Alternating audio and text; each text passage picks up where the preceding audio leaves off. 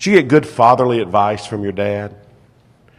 I was thinking about that this week, just things that my dad would say that just stuck with me. And some of them were not really serious, but they just kind of stuck with me.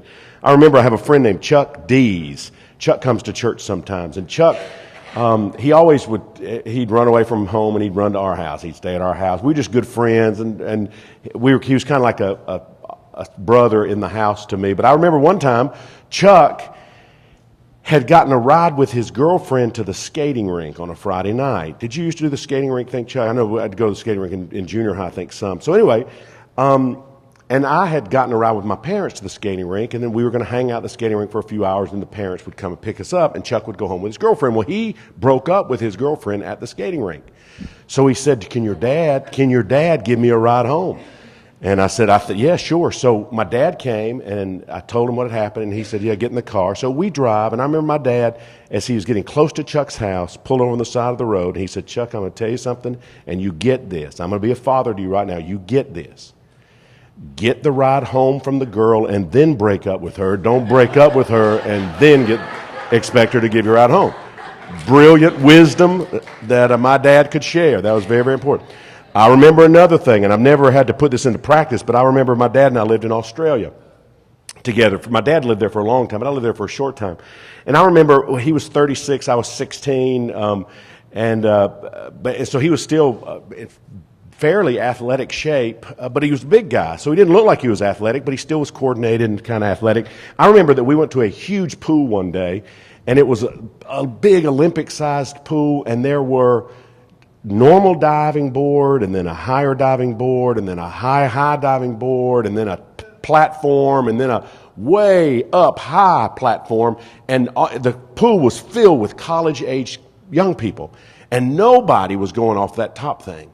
And I thought, well, I'll climb up and I'll just jump off. And I climbed up, and it was one of the most shame-filled things in my life. I got up there and said, there ain't no way I'm jumping off this. And I climbed all the way back down, which is a kind of a terrible looking thing.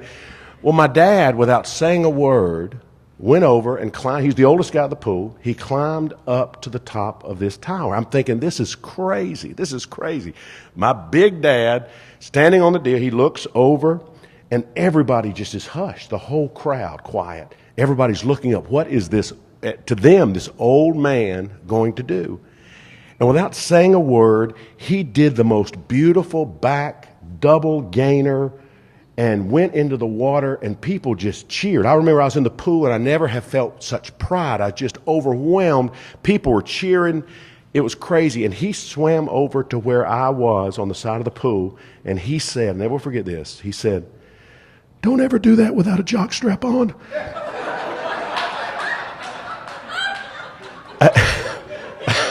He said, I swear, he said it, I swear. And I've never had to put that into practice, but I just have always remembered that. I've always remembered if you ever go up there, make sure that you're prepared. And it's true, my dad says some crazy stuff. He says some crazy stuff. Our parental influence is caught way more than it is taught, isn't it? We just kind of pick up things from our parents, some good, some bad, and it takes you a while, really, before you realize that you've got some really good traits, and then sometimes you've picked up some traits that maybe are not so good, but it's kind of something that you just catch. It's not something that's necessarily sit down and we're going to take you to school. It's just something that you kind of pick up. I thought about my dad and the things that I know that I got from him. A love for travel. When I was 11 years old, we moved to Africa. And I loved it. And I remember, and I think back, my dad was 31, and I think back, now Africa doesn't seem so far. But can I tell you something? 1973, moving to Africa was a long ways away. And especially when everybody in your peer group pretty much just went to Florida. You know, I mean, that's just, you went to Florida for vacation, you came home. And then when we finished his job there, he took 5 weeks, and we traveled around the world. And again, we were not rich, we were lower middle class. But it was important to him for us to travel. And so we went all over Africa and all over Europe, and it was amazing. So I know that I got from my dad that kind of a love for travel. my dad also is always, he's interested in all types of people. And they lived later in his life, they lived in China for years. And so he still has friends from China that barely speak English, but they will come to the States and they'll stay at their house. And my dad just has a big open heart for all different kinds of people. And I know that I have a little bit of that in me, and I got it from my dad. I learned growing up a commitment to work. My dad was a real strong believer that your job was like really important, really, really important. And that when the boss needed you, and of course, different era. I understand now, we have human resources and we have all of that stuff that helps us maybe understand it differently, maybe to a degree. But I grew up with the understanding that if the boss needed you, that you were there. And if he needed you 24 hours straight, you were there. And that if you had a date planned on Friday night and the boss called and needed you, then the date had to wait. That's just the way. Again, I get now it's a little different, but I grew up like that. My dad, I picked up from him a desire to stand for the underdog. My dad has always had a tender heart and has always felt connected, I think, to the underdog. And I saw him on more than one occasion physically fight, and I don't advocate that, but physically fight to protect the underdog. And I grew up with that sense in my heart. I caught from my dad a desire to read. He was a voracious reader, and he read totally differently than me. He read science fiction and stuff like that, and that's never been of interest to me. But I grew up in a house where books were cherished. You didn't mark books. You didn't, how kids sometimes will just kind of tear up books, and we didn't do that. Books were kind of cherished in our home. Great sense of humor that I think me and the boys, we all will, each one will say something at times, and we'll all say, Grandpa. We know that it comes from Grandpa. We know that little bent that we have comes from him. He is generous, one of the most generous people in the world, and I think that's one of those things that passed down to me that if you go through life like this, it's not nearly as wonderful as if you go through life like this, and the more you give, the more you're blessed in this life anyway. So I know I picked that up from him. I picked up he has a desire to be in church on Sundays. He sleeps through every sermon I have ever seen him ever sit in my whole life. But he loves to come to church, and so I appreciate that. He has an uneasiness with rules. You know what I'm talking about? Some people are just really good rule keepers, and some people just, it's like, well, who said I can't touch that? He kind of has that. I get that. He has a great love for his family. He or she in our family may be off base about something, but if they're family, we stand with family, just one of those kind of things. He is not perfect by a long stretch, but he is great. And I think that's awesome. He and my mom were divorced when I was a teenager. And so I didn't grow up in this perfect beaver cleaver thing, which I admire so much, people that did. But that wasn't my experience. But my experience was that he traveled, but even though he traveled, he seemed to always be home when something important was happening in my life. He seemed to always be there. I don't know how he did that, but he always seemed to be there. And when other parents I saw get divorced hated each other and trashed each other to the kids, I never got that from my parents. They always honored each other, respected each other, and held high that the other person was the parent of their children and would never be dishonored. So I grew up, even though I went through a divorce, there was none of this ugliness. And so subsequently, when I went through a divorce, I think that was helpful to my kids, that they never saw their mom and their dad say ugly things about each other. You know how people do that to the kids? They bring the kids into the deal, and they trash the other parent to the kids, which is the worst thing in this world you can do, because kids need to grow up believing good things about their mom and believing good things about their dad. And when divorce happens and parents decide to use the kid in the middle, you are making a humongous mistake. Kids figure it out, by the way. They figure out in time quirks that parents have. They figure it out. But the last thing they need is for a parent to say, well, let me tell you something about your mom, or let me tell you something about your dad. Kids don't need that at all. So anyway, those are things that I was just thinking about this past week. Then I thought about my role as a dad, and I think of some of the influences I've had on my sons. They're kind of adventuresome.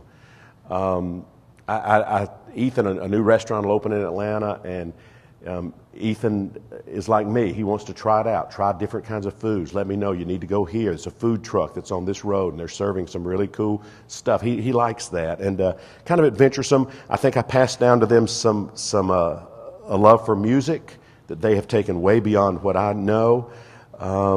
A heart for the lonely, maybe the outcast. I think they have that sense about them. And I think a love for God.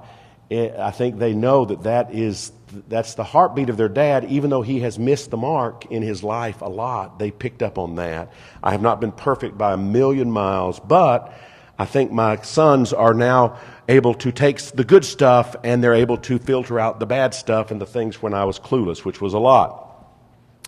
Getting that sense from our parents is so important. What you're going to build your life on, what's your life going to be about. Jesus talked a lot about what we build our lives on. At the end of the greatest sermon that has ever been preached, the Sermon on the Mount, Jesus tells a story about houses being built. And in this little simple story that I use in every wedding I've ever done, I think I use this little simple story, and you've heard it 1,000 times, but Jesus tells a story about houses, about storms and rocks and sand. And in that story, he tells us the most important things we could ever know about how we are building our lives, whether you're a parent or not. You might be 15 years old. You might just be figuring this whole thing out. What I'm going to share with you today is the absolute essentials you have to know about building your life. And I want you to look on the screen and we'll read the scriptures. Okay, this is in Matthew chapter 7. Again, it's the end of the Sermon on the Mount. But Jesus closes the sermon with these words. Therefore, everyone who hears these words of mine and puts them into practice, Jesus said, is like a wise man who built his house on the rock. The rain came down, the streams rose, the winds blew and beat against the house, yet it did not fall, because it had its foundation on the rock. But everyone who hears these words of mine and does not put them into practice is like a foolish man who built his house on sand. The rain came down, the streams rose, and the winds blew and beat against that house, and it fell with a great crash. Let's start by testing your knowledge of American literature. I mentioned I'm a reader. I believe many of you are too. So I want to test your knowledge of American literature because there's another quite famous story in the history of American literature that's very, very similar to the one that Jesus told. In this other story, this American story, all the characters are builders. They all construct houses. There is a contrast between wise and foolish building. Every house faces a test. If the house were built wisely, it stands. If it's built foolishly, it falls. Anybody recognize what that story would be? 3 little pigs. This is a literate congregation. I knew when I stood up here this morning, I said, this is not the lower educated group. This is a real good group. They're going to get this. Every little pig builds a house, and every house faces the big bad wolf. One day the big bad wolf comes and he says, little pig, let me come in. And the little pig says, not by the... I just wanted to hear y'all say that. I've been waiting for that. Let's do that one more time. And the little pig says, not by the... 2 of the pigs built their houses out of junk, straw, wood. Maybe because it was easier, maybe because it was cheaper, and they never stopped to ask the question, is this going to hold up against the wolf? Will it stand up against the wolf test? And then the one little pig builds his house wisely, and it lasts. And there's something about house building. It's a metaphor for all of us and our lives. It runs deep. That's why we tell our children, we tell them that story, not just because it's a story. We tell them because it's important. How are you going to build your life? In Jesus' story about house building, it's one of those stories where he really has 2 stories side by side. He's going to do a contrast, and we're going to do that today. When you get to a parable like that in one of Jesus' teachings, the best way to understand it is to look at it. Where do these 2 stories have similarities, and then where do these 2 stories have variables? What is he trying to get across? We don't want to miss the point, because when you find the variable, often that is the hinge that the whole story turns on. What is the variable? What makes the wise builder and the foolish builder, what makes them different? That's what I want to do today. I want us to look at this little story and look at three little details about this story and see if we can't see the variable and see how it applies to us. As I read the story, the first detail in each story, in Jesus' story, is that each person actually builds a house. A wise person builds a house. A foolish person builds a house. So I want you to write this down as a key to understanding this story. Symbolically, I have to build my own house. And you have to build your own house. And as much as it would be wonderful, your mama can't build your house for you. And your daddy can't build your house for you. Oh, they're important. They're important in those formulating early stages, but the truth is, for you, you have to build your own house.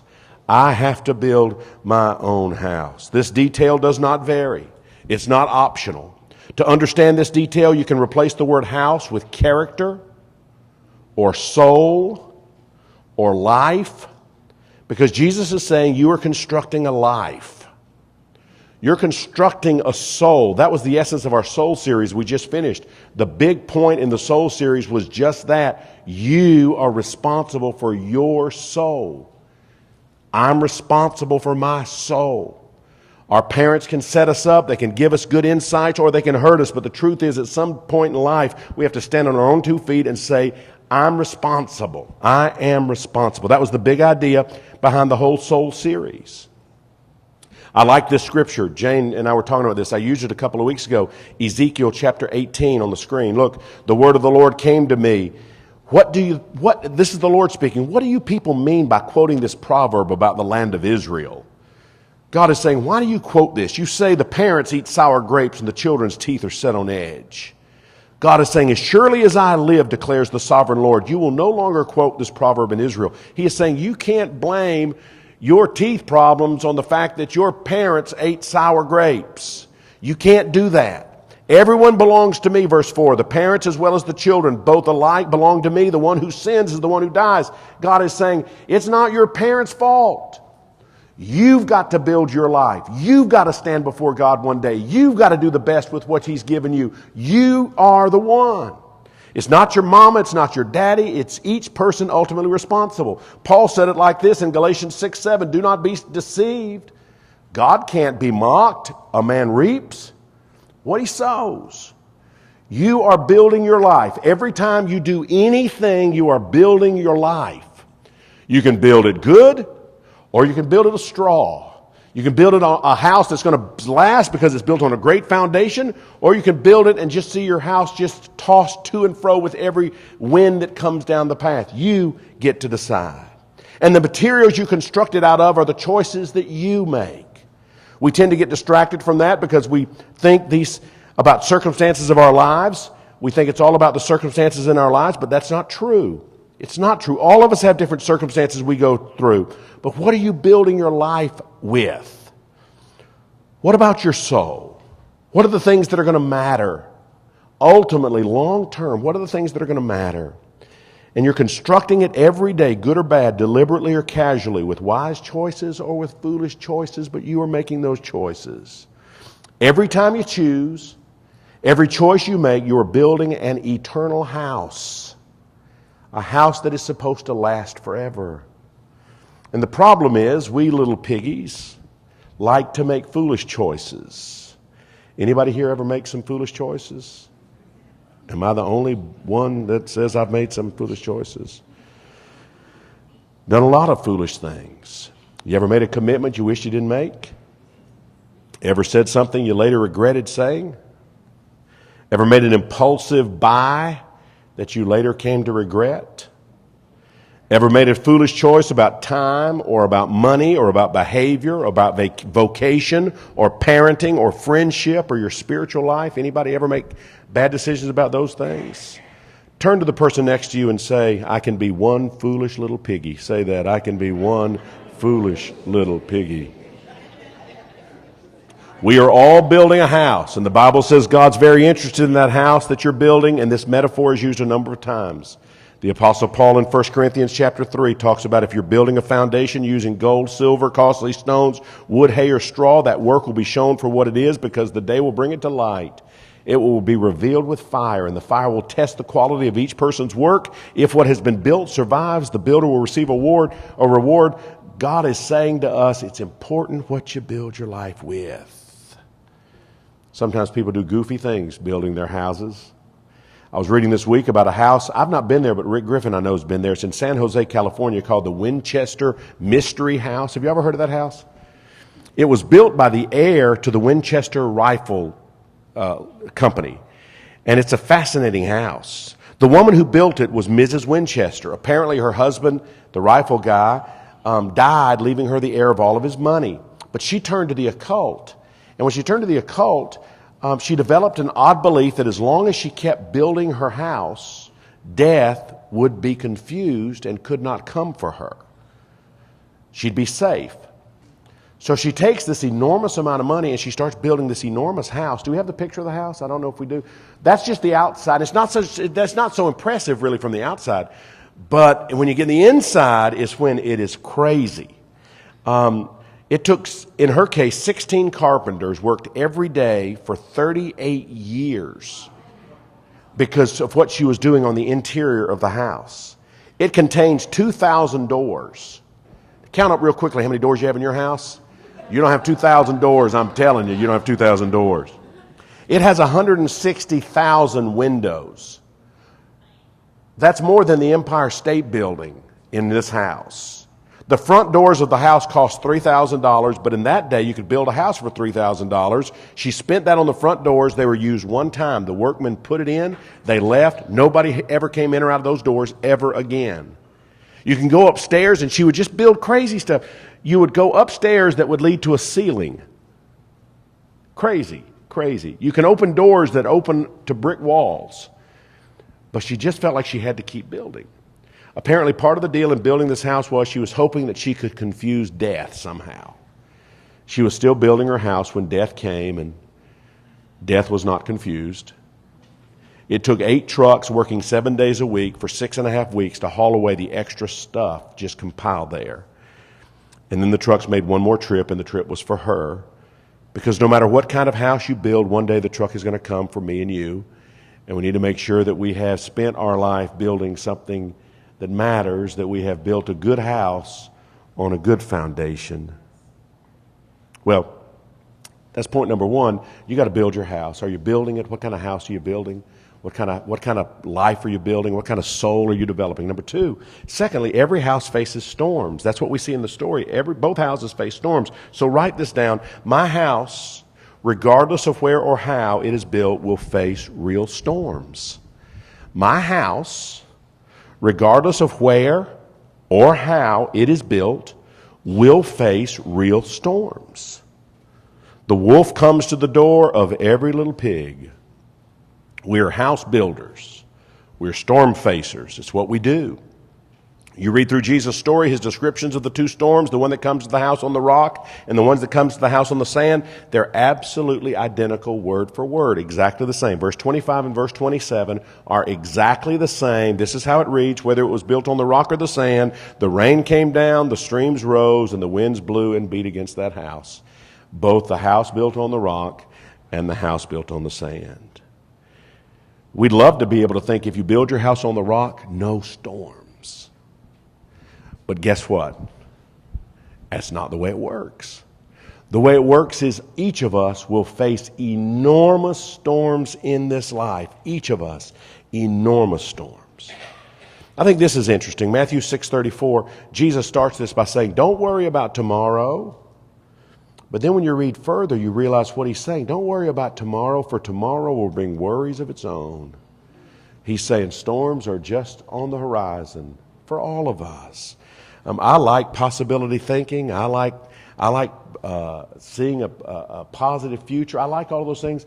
But listen, I am old enough and wise enough to know storms still come from nowhere and they blindside us. It doesn't matter how positive your attitude is, storms come. They do always come. Several years ago at the village, there was a good-looking family came into our church. He was a fireman. He was a singer. He rode a great Harley, good-looking kids, a sweet wife, a healthy family. And then his 14-year-old daughter got an infection. And his 14-year-old daughter, I was sitting with him in the ICU waiting room when the doctor came in and said, can we go to the family room? And we went to the family room, and all of us knew what he was going to say. Your 14-year-old, who was as healthy as could be 7 days ago, not a problem in the world, their life was perfect. Your 14-year-old girl has died. It's like, no, a storm. Friend of mine who's a VP of a major corporation, you would know this corporation very, very well. He's done it right his whole life. He's married his high school sweetheart. I mean, I don't think they have ever hardly made a mistake in this life. Very gifted, athletic kids, smart, but they had a severely handicapped son who's now in his 20s. For the last 20-something years, 24/7 care every day. 365 days a year, severely handicapped son. And that was certainly a storm. I know they weren't expecting that. I know a teenager, dad not in the pictures. In the picture, mom has emotionally abandoned this teenager. This teenager gets himself ready for school with no mom or dad, really. He just has to do it by himself. No home life he can relate to. When he hears others talk about their relationship with their mom or dad, he can't relate. That's a pretty big storm to have to go through. My dad, when he was 14 years old, his dad had a heart attack and died. He grew up without a dad. He had to go right to work, changed his history. My mom, when she was 14 years old, her dad was driving a steamroller on a hill and it tipped over and crushed him.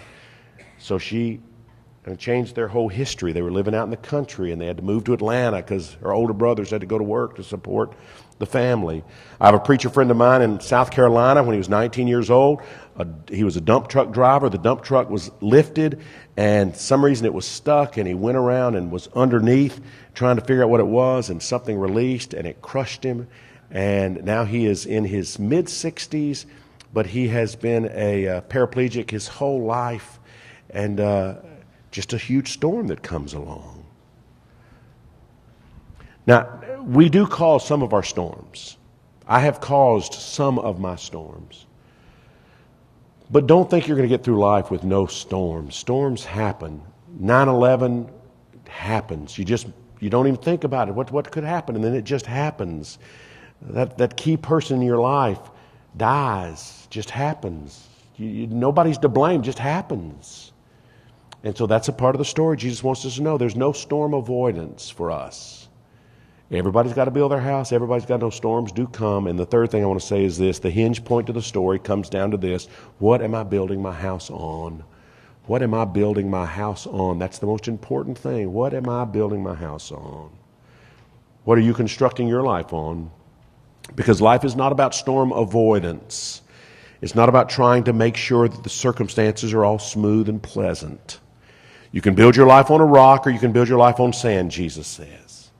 In fact, he says in Matthew 7:24, anybody who builds their life on what I say, whoever hears these words of mine and puts them into practice, he's like a wise man who builds his house on the rock. Jesus said that's the key. If they listen to me and they build their life the way I'm telling them to build their life, that's a wise person. That is a wise person. And that's what I want to do. Have I done it right? No. But the older I get, the more I realize how right his words are. That it is about loving God and loving people. It really is. It really is about spreading your arms wide and including people who others think are outsiders. Include them. It really is about forgiveness. I've got a friend who wrote something on Facebook, and he's not going to forgive. He's tried it, and all it's done is got him blankety blank, blank, blank, blank, blank. And I don't think Facebook is my forum to maybe try to talk to him about that, but I want to say to him, when you forgive somebody, it liberates you. It frees you. That's who's free. It doesn't matter anymore. You're free. I mean, it doesn't matter. It doesn't mean that they're going to get punished. It just means you're free. You're free. You've got to build your life. You've got to build your life on the most important thing. And one day we're going to have to stand before the Lord. And it's going to matter. How do we build our life? I like this. Do we have the picture of the Leaning Tower of Pisa? I think we do. I've never been there. I've been to Italy, but never been there. But that's an interesting deal to me, that whole Pisa thing. It was built in 1174 by the Italian architect Bonanno Pisano. I like that name, Bonanno Pisano. He began working on what would become his most famous project, a separately standing bell tower for the cathedral of the city of Pisa. The tower was to be 8 stories high and a 185-foot tall tower, but there was just this one little problem. Builders quickly discovered that the soil was much softer than they had anticipated, and the foundation was far too shallow to adequately hold the structure. And sure enough, before long, the whole structure began to tilt. And it continued to tilt until finally the architect and the builders realized that nothing could be done to make the leaning Tower of Pisa straight again. It took 176 years to build the Tower of Pisa, and during that time, many things were done to try and compensate for the tilt. Foundations were shored up, the upper levels were even built at an angle to try to make the top of the tower look straight, but nothing worked.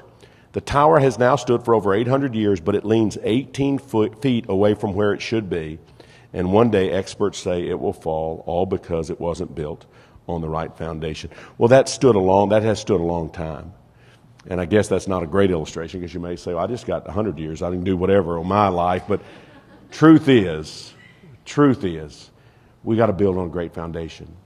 And I hope every day you're thinking about, what is that foundation? Throw out the things that don't work. Throw out the things that you're finding out that maybe you brought into your understanding of God that aren't true. Get rid of that stuff. Discover the truth of who He really is and build your life on that. And therein, you're going to have a house that will really last. And I'm so proud to be a part of this church, to be a part of your family. Jane and I, to get to share life with you, to watch how you're building your lives as you're watching us as we build ours. And we are excited about what is going to happen in the weeks and months and years ahead. Would you bow your heads, please?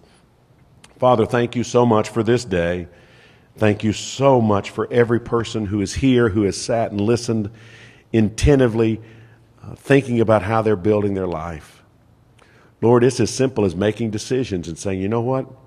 That's not good for my life. That is not the foundation I want my life to be built on. I am getting rid of that today. Lord, take that away.